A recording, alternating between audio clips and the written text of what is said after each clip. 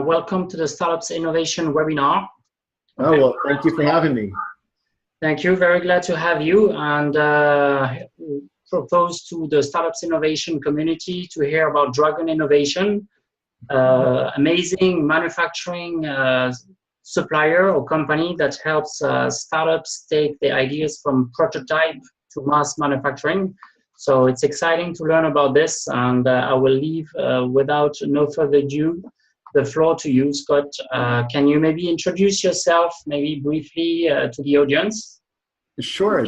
So I'm Scott Miller, the CEO and co-founder of Dragon Innovation, and also a partner at Bolt, which is an early-stage VC fund in Boston and San Francisco. Great, thank you. So on the first question is, can you tell us a little bit like how Dragon Innovation was founded and when it was founded, how did it happen? Sure.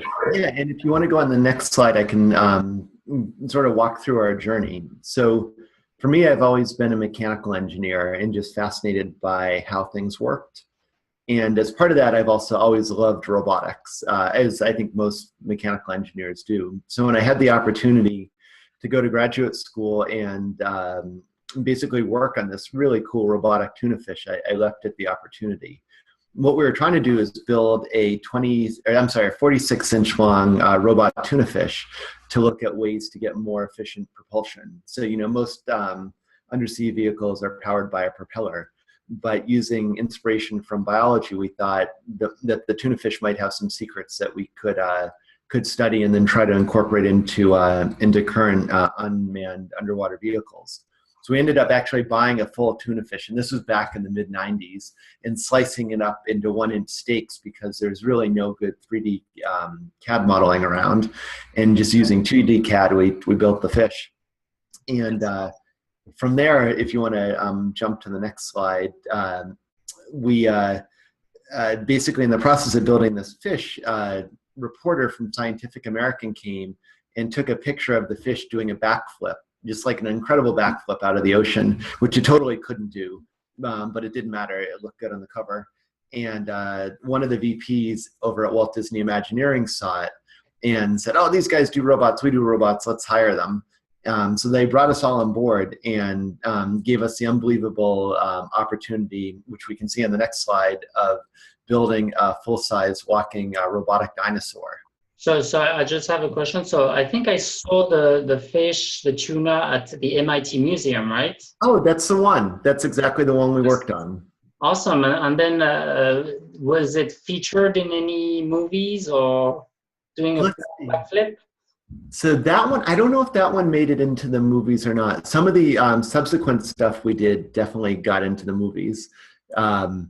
But yeah, the fish, we had no idea, but it took off, which was cool and kind of paved the way to going to Disney, where we worked on this robotic dinosaur.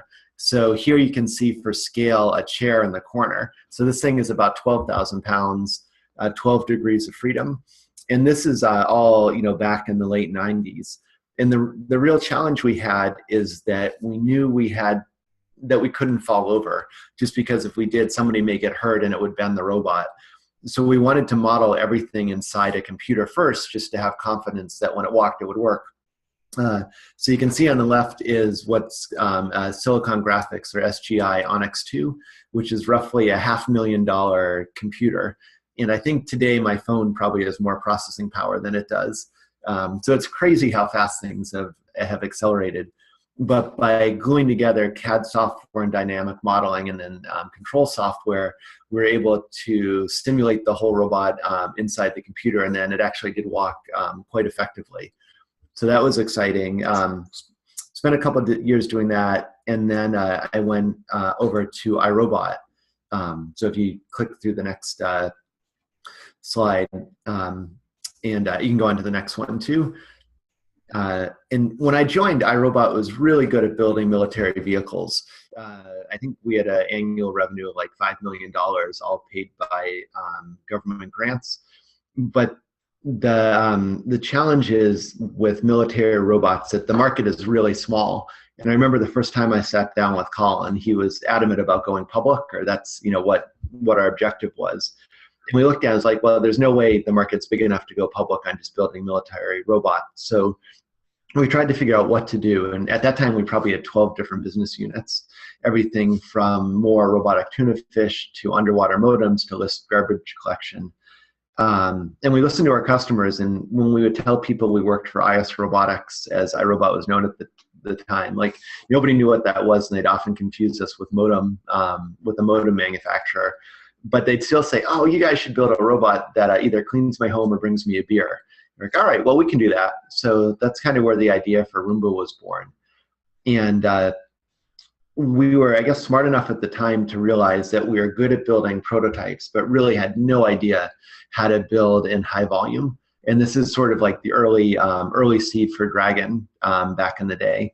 So on the next slide, you can see this kind of freaky prototype we built as part of a joint venture we had with Hasbro. And the thought is we'd partner with them, we'd bring high-tech ideas and robots to them, and then leverage their manufacturing and supply chain and marketing to be able to learn high-volume manufacturing, then apply that to a robot that could clean the floor. So in retrospect, it was actually pretty clever, because back then in the early 2000s, there was really, it was only big companies doing hardware, and there was not a lot of knowledge on how to do design for manufacture, assembly, and so on. So I led the team that did this, and on the next slide you can see the finished product, which on the right there is something called My Real Baby, which is a pretty cool, although somewhat freaky looking sensor-laden robot, where I think the hard cost was about $28. And we learned a lot of really valuable lessons from her. One of the ones which we apply, truly every day to what we do today, is that you can't be late. So often in consumer electronics, we talk about cost, quality, and schedule as the 3 points of the manufacturing triangle. And if you look at the volume, or the kind of a graph of time versus units shipped, traditionally the majority of the volume comes from supporting the holiday season in December. So obviously that only comes once a year, that if you're late, you don't get another bite at the apple until 12 months from then. And what we ended up doing with the baby is that because we had no idea really what we were doing, we bit off way more than we could chew and didn't understand the different steps in the schedule. So we did all of the mechanical from scratch, which means making our own gears and creating all these complex molds. We did all of the electrical from scratch, creating our own circuit board layout and making the boards. But then we also decided we were going to do all of the software from scratch. And I don't mean like writing software in C, I mean writing the language. So we ended up writing our completely own language called Toy Language. And as a result of this, we created a phenomenal product, again, although it looked kind of funny. But instead of shipping in September, we didn't ship until November. And as a result, what easily could have been millions of units was just 100,000, which in Toyland, is like getting to first base. It's not that. It's sort of somewhat of a disappointment. And there's a lot of competitors. Mattel, the competitor to Hasbro, somehow got wind of what we were doing, and they started advertising an inferior product, but they started advertising it in August, got on all of the little girls' Christmas lists, and they basically just cleaned our clock. So that's a lesson that is like tattooed in my brain, that you cannot be late. And as we get into what Dragon does, one of the things we can do is with our customers, help them understand all the steps from here to there and make sure that they get out on time. And so it's always those hard lessons you remember. We then took that knowledge and finally got to what we were trying to do, is build a floor cleaning robot. So the team kind of in parallel had been building an early SLA or 3D printed version of the Roomba. And then my job was to take that and figure out how to build a lot of them. So I moved over to China for about 4 years and set up a team of 55 people. And eventually we got to the point where we could build about 40,000 Roombas a week. So think, roughly of 10 containers every week. And that's where you learn truly about cost, quality, and schedule, and just how important it is to be able to manage all of those. And we had a lot of things that went wrong, but we always managed to find our way through it. So we did that, and then on the next slide, we built a bunch more products. We found that one of our big challenges was innovation. So we had done well in the Roomba, but we were trying to figure out, what do you do after that? And the idea of this bake-off, where we can it's sort of like a precursor to crowdfunding. Let engineers and marketing teams coalesce and see which one gets the most traction, and then whatever did, we put the energy into it. So that's sort of the beginnings of getting the experience for manufacturing. And then on the next slide, we saw a really big sea change back in 2008, which gave us the idea to start Dragon. And namely, as you remember, like there's a lot of layoffs where really good engineers got laid off and got long severances. So rather than going and finding a new company, they would go and start tinkering in the basement and building some really cool stuff. And then in parallel with Moore's Law, processors and sensors got cheaper. Smartphones started to come out, so you didn't have to recreate all of that technology. And these things opened up the idea of reoccurring revenue, so that unlike traditional hardware where you sell it once, with these you could get predictable revenue on a monthly basis. And that's like the holy grail for VCs. So that opened up a whole bunch of funding, and then you layer on the ability to reach a lot of people through social media. It was what we think of as kind of the phase one of the hardware revolution. And then the next slide, it just put a quick picture together of what that looks like. But you've got crowdfunding, you've got 3D printing, you've got great EE parts like Arduino, so you can prototype quickly, collaboration, some education accelerators, and then access to machine shops. And this we see as sort of the impetus of the hardware revolution. So what we saw is that all of these companies could build a prototype in ways that they never could before, and they'd be funded, but nobody had any idea on how do you take that prototype and go to production. And that's kind of where the big light bulb went off for Dragon, and that we've been doing this for 10 years and saw an opportunity to help companies be able to take that prototype and get to production.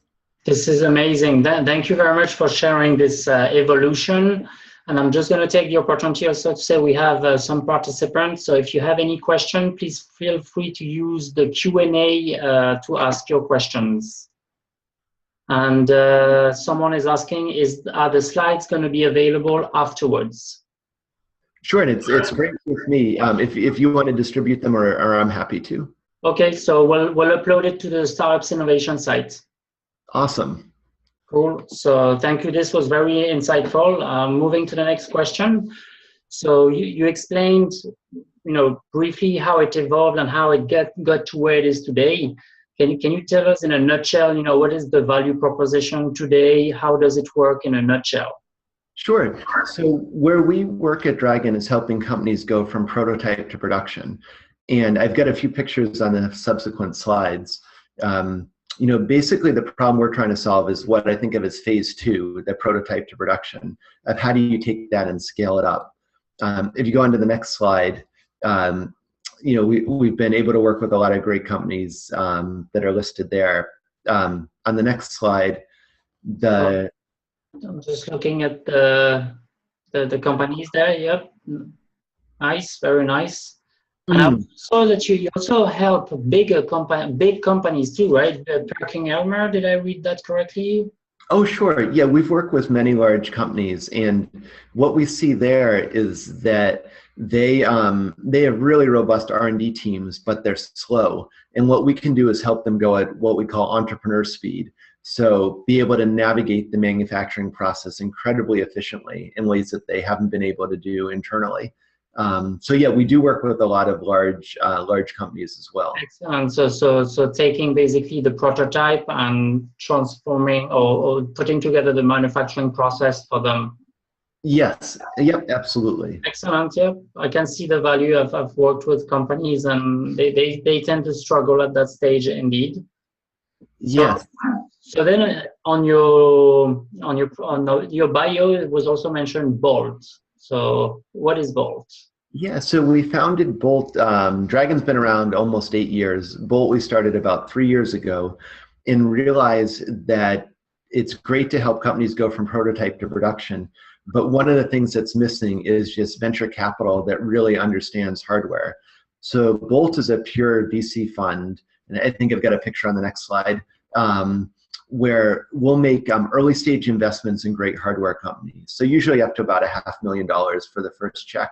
with offices. We invest around the country, but offices in Boston, San Francisco. And then through our team, we all have extensive hands-on experience with hardware. So we've got, I think about the manufacturing, my partner Ben is an expert in product design, and then Axel is a mechanical engineer turned VC for the last 20 years. So we can really help our companies be able to go not as much prototype to production, but usually we'll get in earlier. So a great idea with maybe a little initial traction up to the point where they can build and scale the company behind that. That's excellent, and it's very complementary with Dragon Innovation. Yes, yep, they're two separate companies, but we work hand in hand. That's really great. So let's move to the next slide. So the ID to manufacturing process, so here I want to ask a question, a sort of case study. I'm an entrepreneur. I have an idea which includes hardware. I'm not necessarily a manufacturing person or an engineer. I'm more on the marketing and entrepreneur side. And I want to obtain funding to develop my product. Can I come to Dragon Innovation and get a quote from you guys and maybe even sort of have a partnership with you guys and then tell my VCs or investors that I'm going to work with you? And what are the benefits? How does it work? What do you recommend? Sure. Yeah, I've laid out a few of the ways we can help on the next slide. We have so one of the challenges we see, having done it for a long time, is that there's a lot of unknown unknowns, and often because of that, companies don't know how much money they need to get it done or how long is it going to take. In fact, we often see, and I've sort of used an analogy here of the alphabet, where A is the idea and Z is the product in the customer's hands. Typically, the companies we work with will put most of the effort on the prototyping or crowdfunding and not appreciate that that's just sort of the tip of the iceberg, and there's a lot of things that come after that. So we can help them understand every step of the process in the manufacturing stage, and it's often quite a bit more complex than anticipated for those that haven't done it before. Specifically, if we go into the next page, we've got a bunch of free resources just to help companies get rolling. So one of them is this Design for Manufacturing course, where we cover everything from injection molding, die casting, how to pick a factory, how to understand cost of goods sold, things like that. And these are all online that folks can go and get up the curve really quickly on that. And the site is dragoninnovation.com. Yes, dragoninnovation.com. We'll have all of these, and I think we have about 13 different courses, also including waterproofing, quality plans, all that good stuff. And then we've got this pre-manufacturing help, which would address the need that you described. So you've got a prototype, you're thinking about raising money, you want to be set yourself up to succeed when you sit down with the VCs. So what we do is we built a proven process to take your bill of materials and help you understand what your cost of goods sold is, which is essential to make sure that you're making money as you sell product. If your COGS is higher than you think, you might actually be losing money with every product. And if that isn't your business model, that's probably not a great thing to be doing. We'll also help you, as I mentioned, understand the schedule, and then we can do a design review. So by sitting down with you and your team, we can look at, are you sort of at the stage where you've got 3D printed parts, or have you started to think about injection molding with uniform wall thicknesses and drafts and rounds, and how you're going to actually assemble the parts, and be able to give you feedback on that so that you can go and update your design to make it ready for manufacturing. And then typically on the, and I covered in the next slide, once companies have gotten funded, and this could either be through crowdfunding or more bootstrapping or part of a larger company or through venture, then we can help them go and pick a great factory. So we've built up, and sort of that process is called the RFQ process, or request for quote. We've built up some really nice software to help you create a professional RFQ package. And then we have a database of about 1,000 factories. So this is totally different than Alibaba, where it's the Wild West out there. But these are all very carefully vetted factories where it's stored in structured data. So you can take your RFQ and match it with the factory. And then at Dragon, we believe all manufacturing should be incredibly transparent. So if you're building in China, and we're always agnostic on where you build, but if you're doing consumer electronics, China is often a good place. We can arrange a trip for you so you can actually go to China and visit all the factories, see firsthand who's building the product. And then when you come home, we'll have the data so we can do what we call the apples to apples analysis of your cost to be able to line up all of the factories next to each other, and then advise you like, oh, this factory for what you're doing is the best choice. Once you've picked the factory, then we've got a team of about 20 people in China. We can provide Dragon project managers who are embedded in the factory day in and day out. So you don't need to be flying back and forth. We all speak Chinese, so we can do that very effectively. And we can help you creating comprehensive quality plans. We've got an amazing team here with the MIT PhDs that have been doing this for 30 years. So one of the, as you remember on the manufacturing triangle, quality is one of the 3 points. So getting a robust plan in place early is important. And then we can have our team in China be able to implement that. And then things like helping with costing and sourcing, negotiating the agreement with the factory and so on.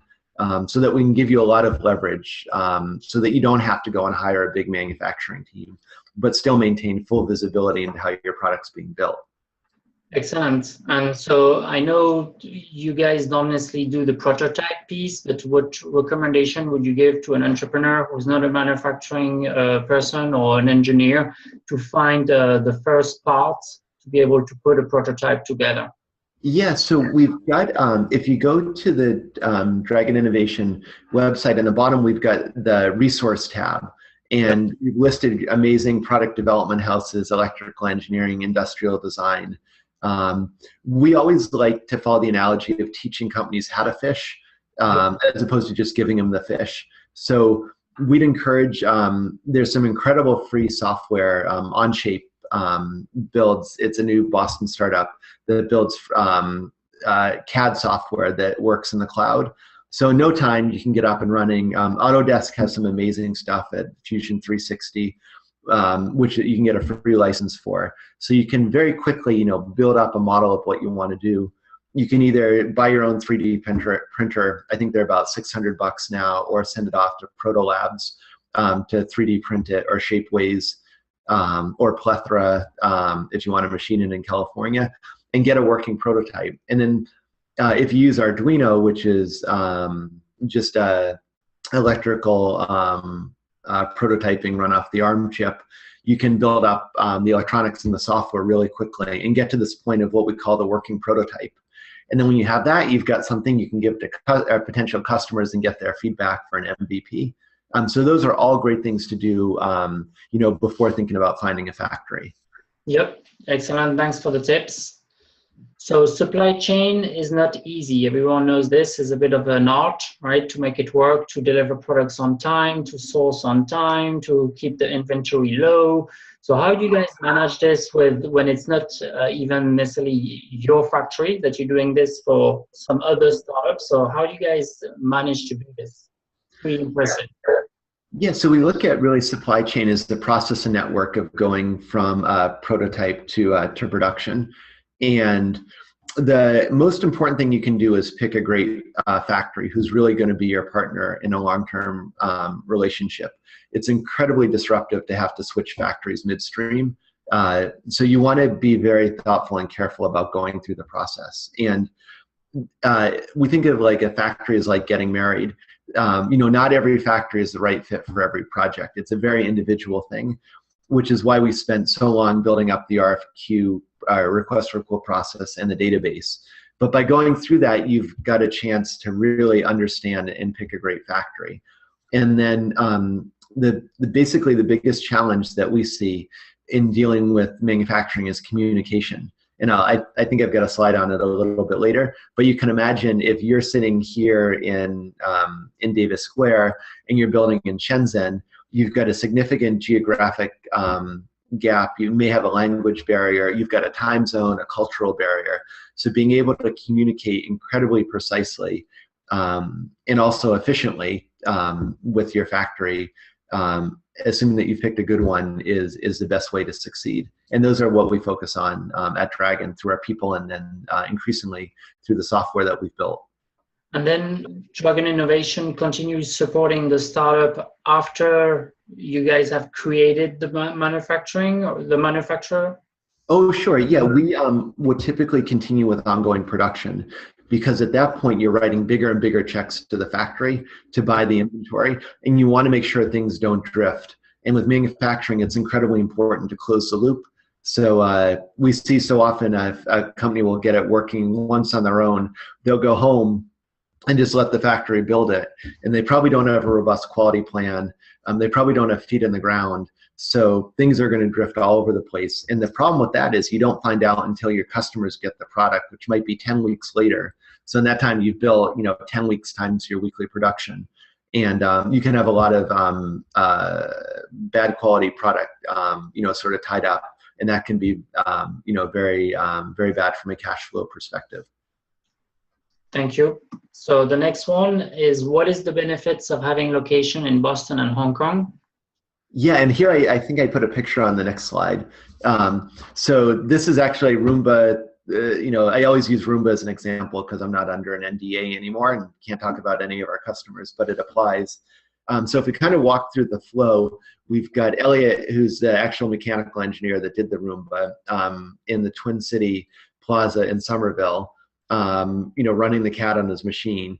He's going to button up that CAD and send it over to the machine shop in China, which is halfway around the world. These people have never seen a vacuuming robot before, so they have no idea what we're building. They're just looking at the individual parts and trying to cut the tools. From there, they'll make the molds, and then it'll go, the plastic will get shot, it'll go to the assembly line. And again, for iRobot, we had about 5,000 workers who had never seen a vacuuming robot. Like, nobody knows what this thing is. And they're trying to put it together. It's a 5 degree of freedom, incredibly complex consumer electronic mobile robot. And then it'll eventually go to inventory. And as you can imagine, there's going to be a lot of learning that those factory workers have just in putting the thing together. Like, oh, this goes together smoothly, but this part, is a pain and we have to shimmy it. Imagine on the forward path being able to communicate, so having Elliot in a virtual sense being able to explain to each worker what we're building, and then going the other way, being able to capture all that data from the worker and get it back to Elliot so he can improve the design and make it easier to build. In a nutshell, that's we've built up processes to make all of that incredibly transparent and a lot easier so that our customers don't need to be on the floor at all times, but get the benefit of all of that. We've got a couple hundred years of experience over hundreds of millions of products so that they can actually being competitive and get to the market on time at the right cost and with a great quality level. So you guys provide standard reports, standard Dragon Innovation reports, or do you have a software or? Yeah, we do it through software. So, and I think I have got a couple pictures of it later on. But yeah, we the trick is just providing that visibility into exactly what's happening on the line and helping see around corners so that customers can avoid pitfalls and therefore will be more competitive. This is excellent. I'm amazed. And how many manufacturer lines do you have right now? Going on at the same time?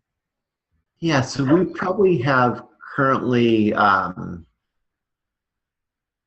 say about 200 or 300 lines running across all of our customers. Excellent. Wow, congratulations. Oh, well, thank you. It's just a tremendous amount of fun, and it's an honor to work with such gifted companies. And it's really enjoyable to see the product that we were able to be a small part of the story end up on a shelf and walk in a store and look at it. So it's been a really fun ride. And you must be seeing sort of latest technology, latest trends, and see things evolve. I'm looking forward to your vision and the final question on your vision for the future. Yeah, so the future, I think this is an incredible time to be in manufacturing. It's something that was kind of a field that nobody was going into years ago. And now where I see a huge amount of opportunity is domestic manufacturing. So kind of driven by crowdfunding in this whole hardware revolution, phase 1 and phase 2, there's a lot of companies building, say, volumes of 1,000 to 5,000 units. and we always talk about the valley of death. Like that's the worst volume you can probably ever build in China. Is just so much overhead and it's a nightmare, and there's not many factories that want to do it. But it's a perfect volume for building onshore, right next to you, where you can talk in the same language, same culture. And what we're super interested in doing is taking all of the learning we've got from China and then helping it apply it to the US manufacturers, kind of as the next step to help them be efficient and competitive. So I think we're going to see more and more of that. There's certainly a big push for automation, which provides sort of equalizes the labor rate difference between the U.S. and China, which used to be the reason why companies go to China, although maybe a little bit less so. And I firmly believe we're going to just see more and more hardware companies continue to come to life, because the fact of it is we live in a world with atoms, and you need to be able to interact with them and get the data out of it, and that requires hardware. So I really look at this as an amazing time to be alive and be involved in hardware. Excellent. Thanks for sharing. So can Dragon Innovation help entrepreneurs with tools to manage and understand their bill of material? And maybe, I'm not sure if the audience know what is the bill of material when you want to manufacture a product. Can you give us some insights there? Oh, sure. Yeah. If we flip to the next slide, so this is, I know it's a little fuzzy, but a sample of the bill of materials. Basically, the BOM or bill of materials is a precise and detailed list of the ingredients you need to build your product.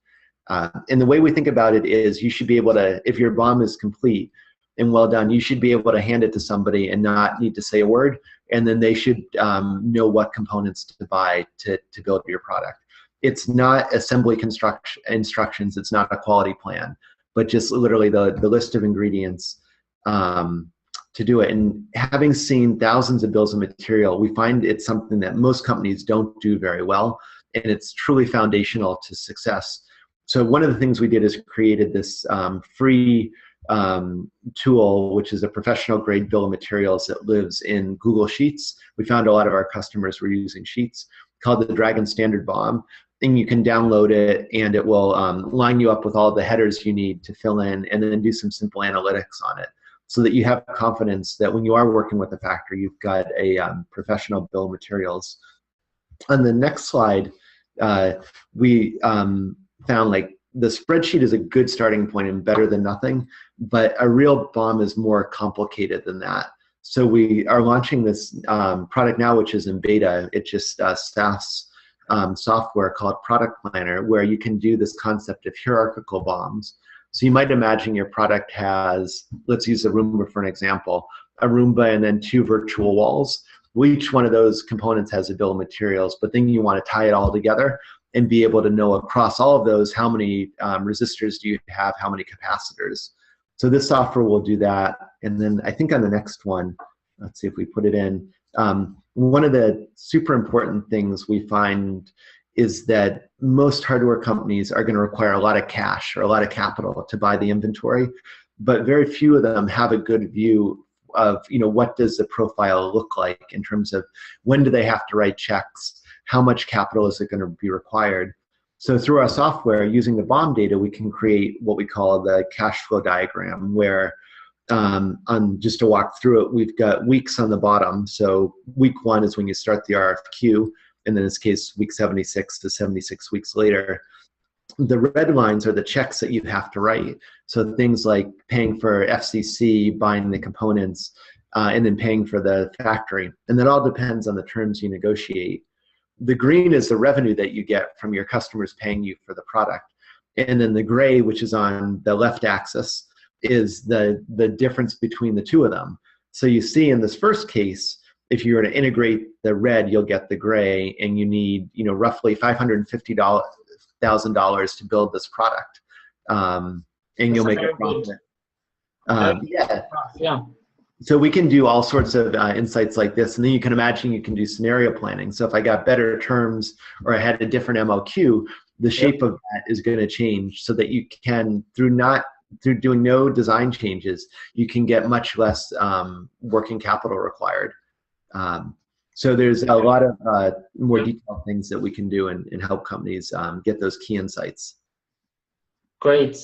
Thank you, Scott. So you covered this previously, the vision for manufacturing, but with all the products, that you guys build with the 200, you said 200 lines, right? Yeah, probably even closer to 400. It's been growing quickly. So the high number of products, right, that you're helping manufacture, mostly from startups, but also corporations, right? Yes. Are you seeing, what are the trends you're seeing in terms of the technologies being, launched for those startups? Is it a lot of wearable technologies? Is it, can you give us a bit of some insights? Sure. Yeah. So we see a couple of trends. As we had talked about, hardware requires cash, and that often requires venture capital.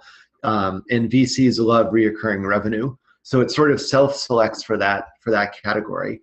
The ones that we see are human food. So I'm sure folks are familiar with Blue Apron.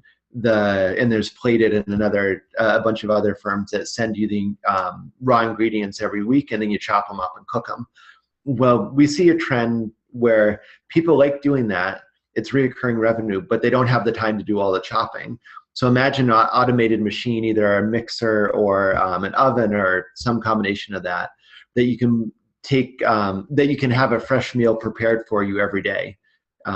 So human food is one. Dog food is another one.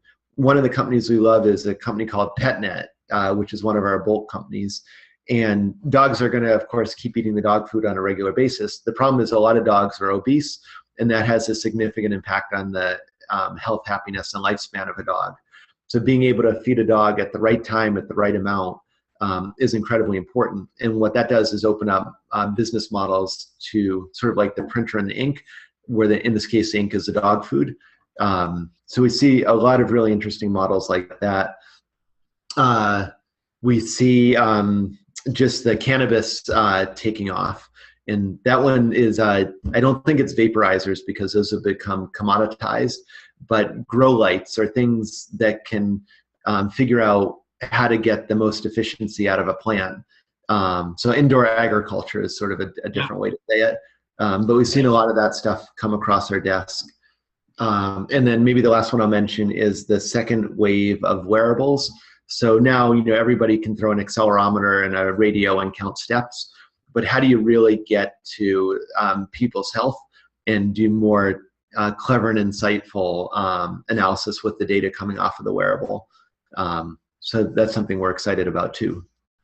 Great. Thank you so much. So we're now into the questions. So if any participant has any question, that's now the time. We'll have 1 or 2 minutes more. I have a few questions here. So where can someone source parts? Where can they find parts? Like sensors, for example.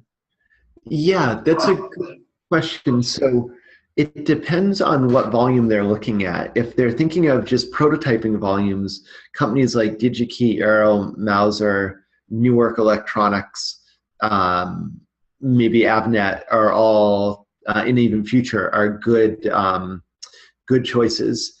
Our friends at Adafruit and Spark Electronics or SparkFun Electronics also have great prototyping kits for sensors. As you get into higher volume, you can buy those from DigiKey, but often you'd want to source those just through, in this case, maybe through China, and that gets a little trickier. Some companies will try to use Alibaba. The problem there is that it's really hard to know whether to trust the vendor or not. And if you're writing a big check, kind of the last thing you want to do is get screwed. If you're writing a check for 1 or 2 units, you don't really care because it's not a lot of money. But around that, we often encourage companies to use caution. So what's the name of the company you said? Oh, yeah, the ones we really like for prototyping kits are Adafruit and SparkFun Electronics. Okay. And then you know what you want, DigiKey, Mouser, Arrow, Avnet, Future are all really good good sites. Great. So that's not something you guys publish on Dragon Innovation, right? Yes, that's all on our resource page. Okay. Oh, great. Great. So I think we're good. We have no more questions here. So thank you so much, Scott. We will distribute this to our newsletter and to our community in the coming few days. So is there anything else you want to add on your side? Oh, I'm just incredibly appreciative for the opportunity, and thanks for your great questions. Those were awesome. Thanks. Same here. Appreciate a lot your time, and we'll talk soon. Bye-bye.